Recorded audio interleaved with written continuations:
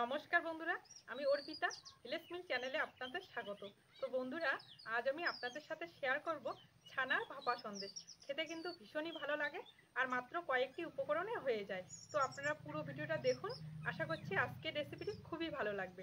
আর যে সকল বন্ধুরা এখনও পর্যন্ত নতুন, তারা যদি ইউটিউব থেকে দেখেন তাহলে চ্যানেলটি সাবস্ক্রাইব এবং ফেসবুক থেকে দেখলে পেজটিকে ফলো করে আমাদের পাশে থাকবেন। তো চলুন বন্ধুরা, আজকের রেসিপিটি শুরু করা যাক।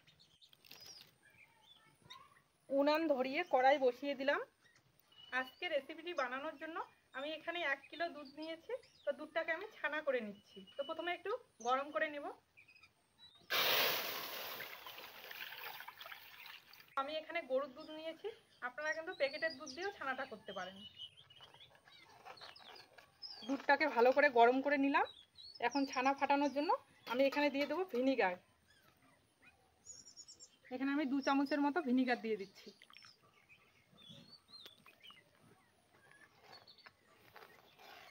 এই দেখুন, খুব সুন্দর ছানা কেটে গেছে। এখন আমি নামিয়ে নেব। একটা পাত্রের উপর একটা সুতির কাপড় নিয়েছি, এর মধ্যে ঢেলে নিচ্ছি। এবার আমি ঠান্ডা জল দিয়ে ছানাটাকে ভালো করে ধুয়ে নেব।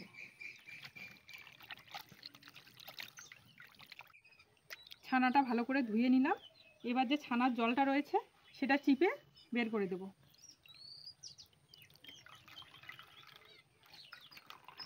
জলটা কিন্তু ভালো করে চিপে বার করতে হবে, একটু যাতে জল না থাকে। এই দেখুন, ছানাটা কিন্তু ভালোভাবে চেপে আমি জলটা বের করে দিয়েছি। এখন এখানে একটা মিক্সি জার নিয়েছি, এই ছানাটাকে মিক্সি জারের মধ্যে দিয়ে দিচ্ছি।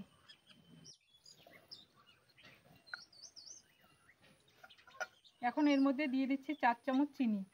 আর আপনারা আপনাদের পছন্দ মতো কিন্তু মিষ্টিটা দিতে পারেন। আমি এখানে 4 চামচ দিলাম। আর দিয়ে দিচ্ছি এর মধ্যে 1 প্যাকেট গুঁড়ো দুধ, তাহলে খেতে ভালো লাগবে। এর মধ্যে দিয়ে দিচ্ছি হাফ বাটি দুধ, দিয়ে দিচ্ছি 2টো এলাচ, মুখগুলোকে ফাটিয়ে দিচ্ছি।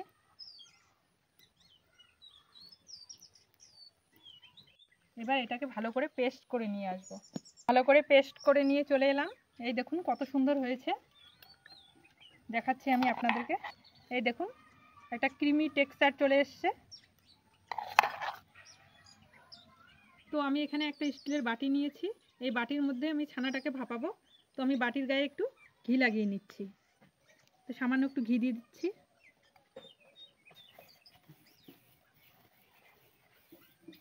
আমি এখানে একটা খাতার পেজ গোল করে কেটে নিয়েছি, এই বাটির মধ্যে বসিয়ে দেব। এখন এর উপরে একটু ঘি লাগিয়ে নিচ্ছি।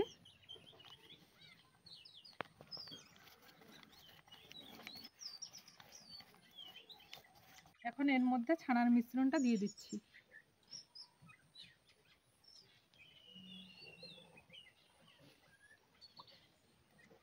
এখন এর উপরে একটা একটা করে দিয়ে দিচ্ছি কেশর।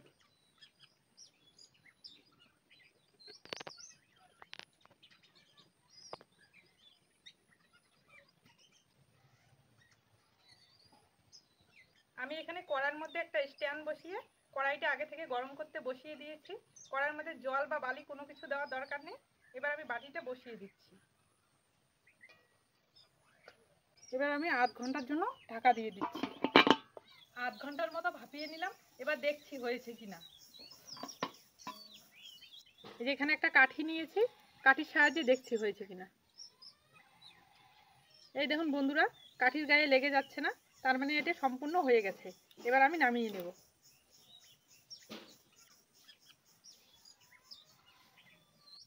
বাটিটাকে ঠান্ডা করে নিলাম।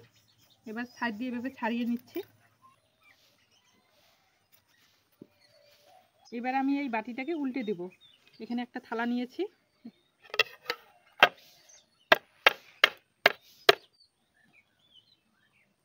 এই দেখুন বন্ধুরা কত সুন্দর হয়েছে। তো আমি কাগজটাকে তুলে নিচ্ছি।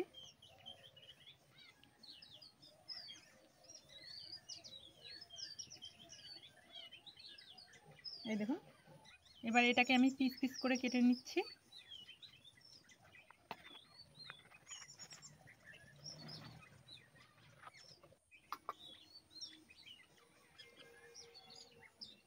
এই দেখুন বন্ধুরা, কত কত সুন্দর হয়েছে।